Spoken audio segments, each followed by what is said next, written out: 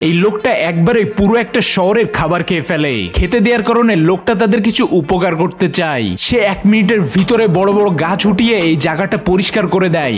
নিজের ক্যাপ দিয়ে অনেকগুলো মাছ ধরে এখানকার মানুষদেরকে দেয়। এইখানকার ছোট মানুষগুলো লোকটার উপর অনেক খুশি হয় আর তাকে বলে সেজন্য তাদের সাথেই থাকে। কিন্তু এই লোকটার তার বউয়ের কথা অনেক মনে পড়তে থাকে, যার কারণে সে এখানকার রাজার সাথে দেখা করতে যায়। রাজার কাছে একটা অনুরোধ করে রাজা যাতে তাকে একটা বড় নৌকা দেয়। রাজা বলে তাকে নৌকা দেবে, কিন্তু তার আগে তার শত্রু রাজ্যকে তাকে হারাতে হবে। লোকটার কাছে আর কোনো উপায় ছিল না। রাজার শত্রু রাজ্যের উপরে সে হামলা করে দেয়।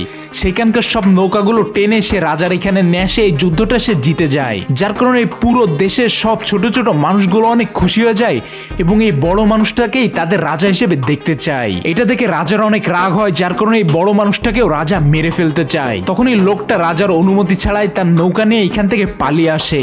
সমুদ্রে ভাসতে ভাসতে সে আর একটা রাজ্যে চলে আসে। এখানে এসে দেখে যে দ্বীপে 2টা পুতুল রয়েছে তার মতো বড় বড়।